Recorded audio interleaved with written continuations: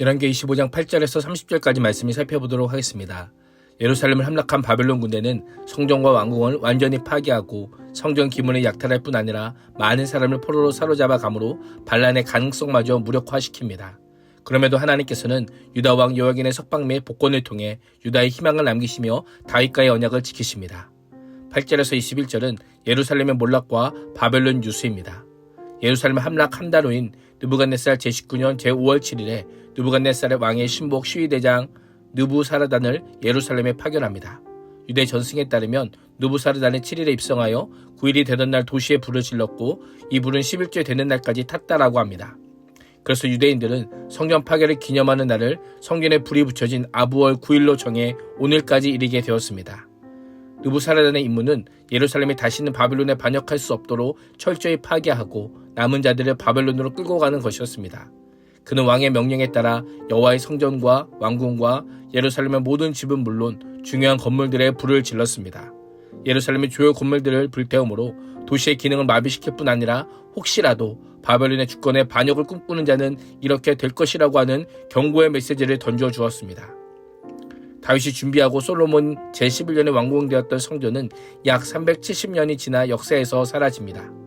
유다의 종교를 상징하는 성전도, 유다의 정치를 상징하는 왕궁도, 유다의 경제를 상징하는 예루살렘도 모두 불탔다는 것은 유다가 멸망했음을 의미합니다. 이스라엘 백성들에게 있어서 하나님의 보호하심과 능력과 평강과 피난을 상징하는 예루살렘 성벽까지 다 무너뜨렸습니다. 유다의 345년 역사가 공식적으로 끝이 나게 됩니다. 성벽이 무너진 표면적인 원인은 예루살렘 성이 바벨론 군대의 공격을 견디지 못한 것이지만 근본적으로는 이스라엘을 보호하시는 하나님의 은혜와 능력이 떠났기 때문입니다. 느부사르단은 성 안에 남아있는 사람들과 바벨론 왕에게 항복한 사람들과 나머지 무리를 포로로 잡아갔습니다. 항복한 사람들은 사로잡아가고 가난한 사람들은 남겨두어 포도원과 밭을 경작하게 하였습니다. 예루살렘 성전이 불타고 백성들이 포로로 잡혀가는 모습은 예레미야 38장에서 예레미야 선지자를 통해 하나님의 말씀에 순종하지 않을 때 이루어질 말씀이 그대로 성취되는 것을 보게 됩니다. 유다 왕이 이미 사로잡혀간 상황에서 바벨론의 시위대장 느부사르단은 성전을 파괴하고 백성들을 사로잡는 것을 그치는 것이 아니라 성전 기물까지 약탈해 감으로 성전과 왕실의 재산이 바벨론에게 넘어감을 보여주고 있습니다. 탈취된 기물은 그 기능과 가치와 화려함이 부각되었던 녹기구들과 금은 기명들입니다. 16절은 모든 기구에 무게를 헤아릴 수 없었으니라고 언급합니다. 포르기안 때 유다로 반환된 기명 목록은 여호야긴과 시드기야 때 바벨론이 탈취한 은금 기명이 5,400개 이상이다라고 기록하고 있습니다. 17절은 성전의 기둥의 높이와 장식에 대해 비교적 자세하게 언급합니다. 성전 기물에 대한 객관적인 정보를 전달하기 위함일까요? 그렇지 않습니다. 오히려 이 기둥의 높이와 화려한 장식을 통해 솔로몬의 권사의 영광을 반추하기 위함입니다. 높고 화려하여 솔로몬의 권사의 영광을 상징하는 녹기구들도 하나님을 경외하지 않는 이상 장식품에 지나지 않는다는 사실을 강조하고 있는 것입니다. 하나님께서 떠나시자 그동안 매우 소중했던 것들이 아무런 가치가 없는 것들로 변합니다. 열왕기 저자는 바벨론 군대가 여호와의 전을 철저하게 회파함으로 남유다 백성들은 여호와를 섬길 수 있는 제도적 장치를 완전히 상실했음을 선언하고 있습니다. 탈취된 성전 기물들이 화려하고 값진 것이었지만 잘못된 종교적 유산으로 전락하였기에 여호와께서는 바벨론을 통해 척결하고 계십니다. 22절에서 26절은 유다 총독 그달리아입니다. 하나님께서 바벨론을 사용하여 유다 땅에 남은 백성을 보호하려 하셨지만 여전히 하나님의 뜻에 순종하지 않는 자들이 있었습니다. 느부갓네살은 그달리아를 남아있는 백성을 관리할 총독으로 임명합니다. 그달리아는 사반의 손자 아이감의 아들로 그의 조부 사반은 요우시아 왕에게 성전에서 발견한 율법책을 전해준 자입니다. 아버지 아이감은 예레미야를 구명할 정도로 그달리아는 여호와를 경외하는 가문 출신입니다.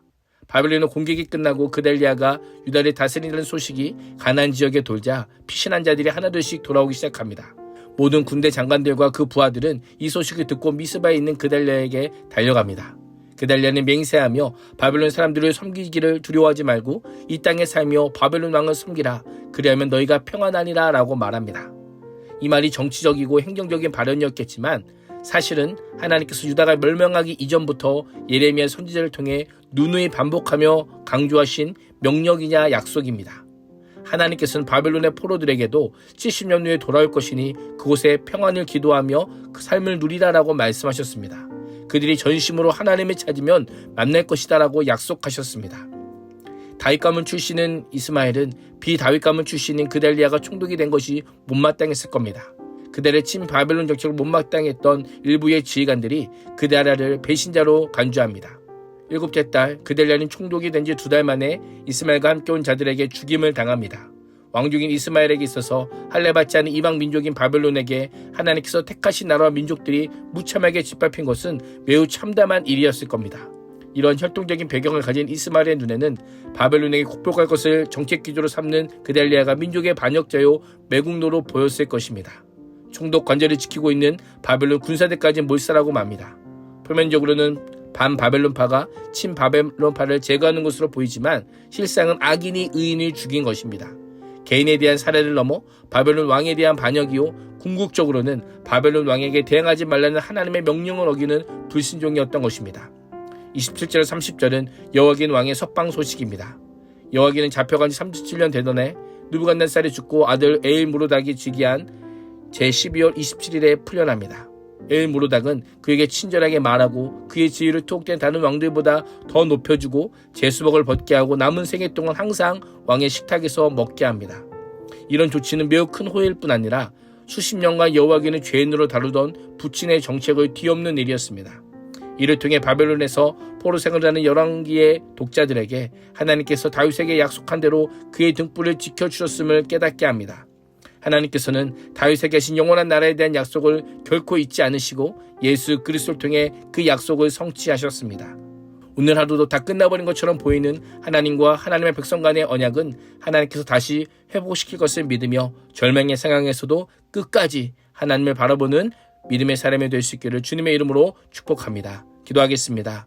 하나님, 천지 만물을 주관하시는 하나님께서 나의 주인임을 믿습니다. 유다 역사의 끝이 절망이 아닌 것처럼 어떤 상황에서도 하나님의 약속을 말씀을 붙잡는 믿음을 가진 자가 되게 하여 주옵소서. 예수님의 이름으로 기도합니다. 아멘.